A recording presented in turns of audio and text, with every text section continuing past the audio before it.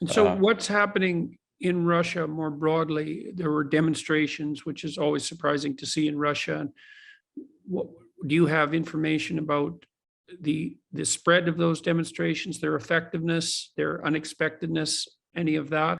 Well, we've seen unprecedented sort of wide, large protests against the war, including some prominent personalities, and also just a lot of Russians on the streets. The Russians purportedly arrested thousands of people in these protests, that they claim were involved in the protests. I don't know how many of them actually were. And it is surprising. Russians have been conditioned to know that if you go out and protest, the odds of being arrested are high. And those are not jails that you want to spend any time in. So it says a lot about the degree to which Putin had just really failed to prepare his population for this war. I think Russians didn't think this was going to happen, for the excellent reason that Russian officials were telling them that it wasn't going to happen right up until the moment that it happened, just about. Days before, like within 36 hours of the actual Russian invasion, Russian senior officials were still mocking the West for saying that the Russians were going to invade. So the Russian people were caught by surprise.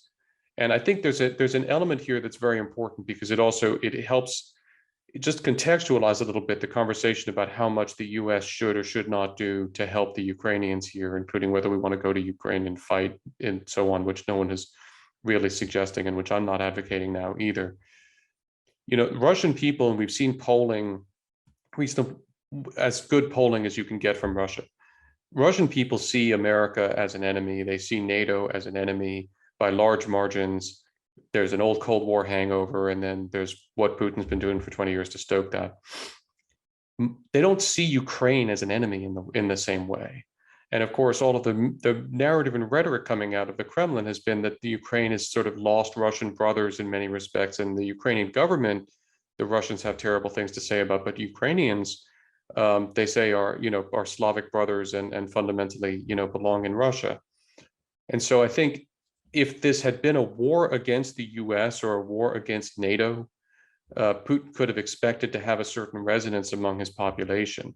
But I think the fact that this is very purely a war against Ukraine undermines a lot of the messages and runs counter to a lot of messages giving his people. And I think a lot of Russians are just saying to themselves, why are we doing this? I mean, that is what they're saying. People are saying, why are we doing this?